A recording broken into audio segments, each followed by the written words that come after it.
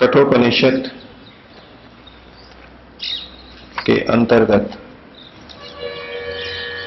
कठ ऋषि के द्वारा प्रारंभ की हुई एक छोटी सी घटना को, दृष्टांत को हम पढ़ रहे हैं। नचिकेता के पिता ने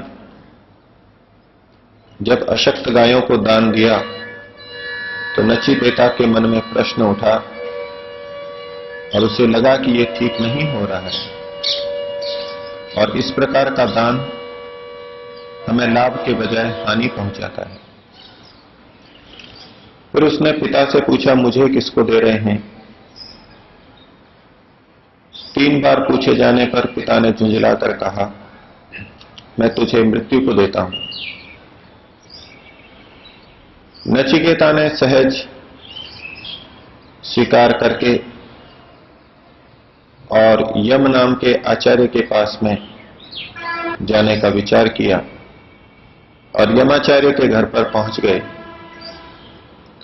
वहां जब स्वयं आचार्य यम नहीं थे तो वो 3 दिन तक वहां भूखे प्यासे रहे और फिर जब यमाचार्य आए, उनको जब इस बात का ज्ञान हुआ तो दुख हुआ कि मेरे पास एक ब्रह्म को जानने का इच्छुक बालक किशोर आया और 3 दिन तक भूखा रहा। तो उसके दुख को हरने के लिए और अपने खेत को हटाने के लिए उन्होंने 3 वर मांगने को कहा, जिसमें नचिकेता ने पहला वर मांगा कि मेरे पिता जो मेरे से क्रुद्ध हो गए हैं, क्षुब्ध हो गए हैं, वो शांत हों, मेरे प्रति उनका पूर्ववत प्रेम हो, मेरे से पूर्ववत बातचीत करें। और यमाचार्य ने उसको ये वर दिया और कहा कि जब तुम यहां से जाओगे, मेरे पास से जब जाओगे तो तुम्हारे पिता तुम्हारे साथ पहले जैसा व्यवहार करेंगे, ठीक प्रकार से उनको निद्रा आएगी, किसी प्रकार की उनको चिंता नहीं रहेगी। पहला वर प्राप्त करने के बाद में नचिकेता ने दूसरे वर के लिए यमाचार्य को कहा, जिसको कि यहां पर 12वें श्लोक के अंदर और उसके आगे के श्लोकों में बताया गया है। नचिकेता ने देखा था कि मेरे पिताजी एक बड़ा यज्ञ कर रहे हैं और भी यज्ञों के बारे में उसने सुना होगा, जाना होगा। तो स्वर्ग में क्या क्या होता है, क्या स्थिति होती है, इसका तो उसको बोध था, लेकिन उस स्वर्ग को, उस आनंद युक्त लोक को कैसे प्राप्त किया जाता है, इसका नचिकेता को बोध नहीं था और उसको जानने की इच्छा से ही वो इस दूसरे वर को मांग रहा है। तो स्वर्ग में क्या होता है, क्या स्थिति रहती है, नचिकेता को क्या बोध था, वो नचिकेता यमाचार्य को बोल रहे हैं कि स्वर्गे लोके न भयम किंचन अस्ति। स्वर्ग लोक में कुछ भी भय नहीं है, किसी भी प्रकार का भय नहीं है। जीवन में हमको तरह तरह के भय आते रहते हैं, मनुष्य विभिन्न हानियों से भयभीत होता रहता है, लेकिन स्वर्ग लोक में जिसको नचिकेता पाना चाहता है, वहां पर सबसे बड़ी बात कि वह कोई भय नहीं है। स्वर्गे लोके न भयम किंचन अस्ति। और फिर यमाचार्य को कह रहे हैं कि न तत्र त्वम, वहां पर तुम भी नहीं होते हो। यहां यम यानी मृत्यु को संबोधित कर रहे हैं कि स्वर्ग लोक में मृत्यु भी नहीं होती। जिस प्रकार की इस मर्त्य लोक में, मनुष्य लोक में मृत्यु होती है, ऐसी वहां पर मृत्यु नहीं होती। तो न तत्र तुम, वहां तुम भी नहीं होते हो। न जराया विभेति, और वहां पर बुढ़ापे से भी कोई डर नहीं होता, अर्थात वहां बुढ़ापा भी नहीं आता। उभे तीर्थवा अश्नाया पिपासे, अश्नाया का मतलब है खाने की इच्छा यानी भूख, और पिपासा यानी पीने की इच्छा। तो खाने पीने की जो इच्छा है, अर्थात भूख और प्यास लगती है तो हम खाते पीते हैं, ये दोनों ही जहां पर नहीं होते, जहां की इनसे तर जाता है, भूख और प्यास की भी वहां कोई परेशानी नहीं रहती, और वहां पर शोकातिगो मोदते स्वर्ग लोके, उस स्वर्ग लोक में शोक से परे होकर, शोक से मुक्त होकर मोदते प्रसन्न होता है, खुशी होता है। जन्म के कारण हमको खुशी होती है, भूख प्यास से यह व्यक्ति कष्ट होता है, लेकिन उसके बाद में जब हम भोजन करते हैं, जल पीते हैं, तो उससे हमको सुख भी बहुत प्राप्त होता है। और ये संसार तो खाने पीने के ऊपर चल रहा है, उसका प्रतिदिन सुख लेता है। लेकिन ये प्रशंसा के अर्थ में नचिकेता कह रहे हैं कि वहां स्वर्ग लोक में भूख और प्यास भी नहीं होती है। हम सांसारिक दृष्टि से खाने पीने के अंदर सुख देख रहे हैं, लेकिन नचिकेता इनमें भी कष्ट देख रहा है, और कष्ट देख करके प्रशंसा के रूप में कह रहा है कि स्वर्ग लोक में भूख प्यास भी नहीं होती। अगर इस संसार में भूख और प्यास नहीं हो तो संसार की गतिविधियां, इतना पुरुषार्थ होना ही बंद हो जाए। भूख और प्यास मिटाने के लिए व्यक्ति सतत प्रयत्नशील रहता है, लेकिन नचिकेता उसके अंदर भी दोष देख रहा है, और इस सुख को भी सुख न मान करके दुख मान रहा है। इसलिए वो प्रशंसा रूप में कह रहा है कि स्वर्ग लोक में भूख और प्यास कुछ नहीं रहती। तो स्वर्ग का स्वरूप तो नचिकेता के मन में है, वो जानता है, लेकिन अब आगे क्या कहता है वो 13वें श्लोक में कहा, स्वत्वम अग्निम स्वर्गम अध्येश मृत्यु। मृत्यु को संबोधित कर रहा है, यमाचार्य को संबोधित कर रहा है कि तुम उस अग्नि को अच्छी प्रकार से जानते हो और उसके बारे में मुझे कहो। तुम प्रब्रूहि, तुम उस अग्नि के बारे में कहो। और अपने आप को वो इसके योग्य प्रस्तुत करते हुए नचिकेता कह रहा है कि श्रद्धानाय मह्यम, ये आप मुझको कहिए, मेरे लिए कहिए, मैं कैसा हूं कि मैं श्रद्धा से युक्त हूं, श्रद्धा से युक्त होकर के इस अग्नि को पाना चाहता हूं, अग्नि के बारे में जानना चाहता हूं। शिष्य गुरु के सामने अपनी योग्यता रख रहा है, अपनी सामर्थ्य को बता रहा है कि मैं वास्तव में श्रद्धा से युक्त हूं और इस अग्नि को जानना चाहता हूं। और ये कैसी अग्नि है? जो कि स्वर्ग लोका अमृतत्वम भजन्ते एतद् द्वितीयेन वृणे वरेण। तो स्वर्ग में जो लोग प्राप्त होते हैं, स्वर्ग में जो पहुंच जाते हैं, वो व्यक्ति अमृतत्वम भजन्ते, अमृतत्व को प्राप्त कर लेते हैं, आनंद को प्राप्त कर लेते हैं। इन शब्दों से यह प्रतीत होता है कि ये उस लोक की बात हो रही है जो कि मुक्ति कहलाता है, मोक्ष कहलाता है।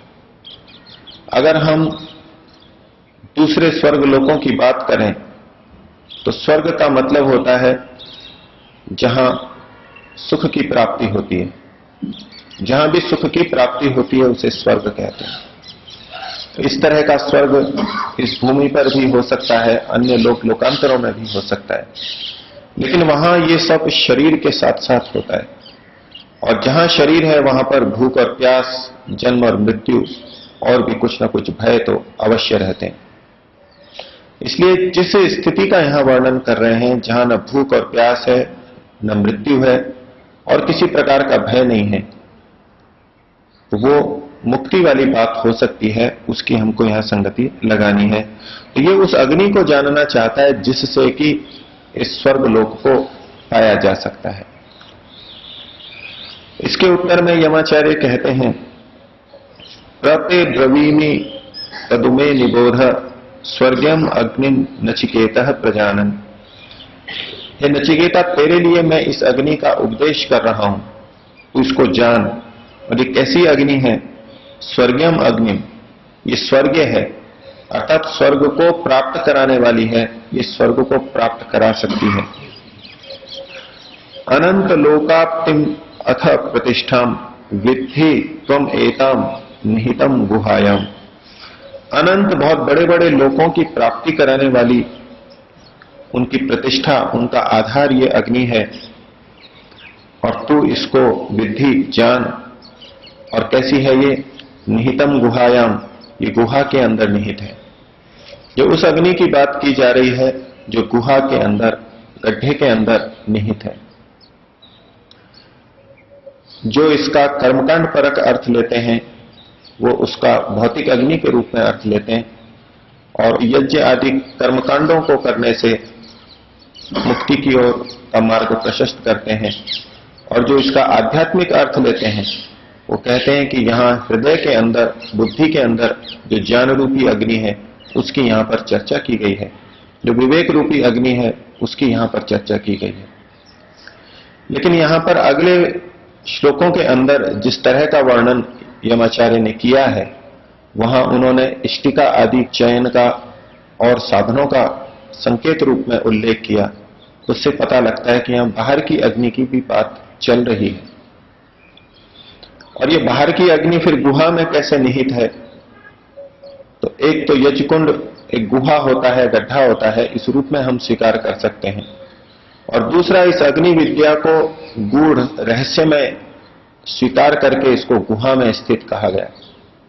ये वो गूढ़ विद्या है, रहस्यमय विद्या है, इसलिए इसको गुहायाम निहितम ये कह के संबोधित किया गया।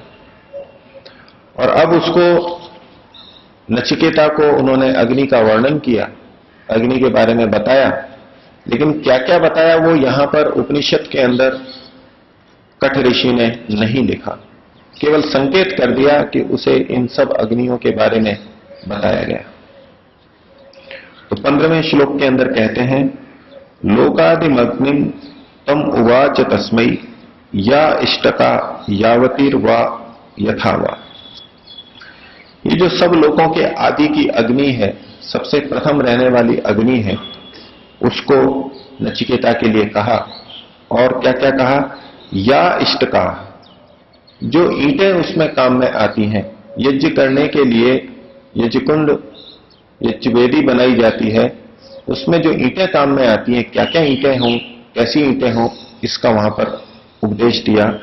या इष्टका, जो ईंटें हैं, यावतीर्वा, अथवा जितनी ईंटें ली जाती हैं उनकी निश्चित संख्या होती है, यथावा, अथवा जिस तरह से वो ली जाती हैं, जिस तरह से उनका चयन किया जाता है, ये सब नचिकेता को उन्होंने बताया। और ये बताने के बाद में नचिकेता ने भी उसको बड़े ध्यानपूर्वक सुना और वापस अपने गुरु को, यमाचार्य को सारी बातें सुना भी दी।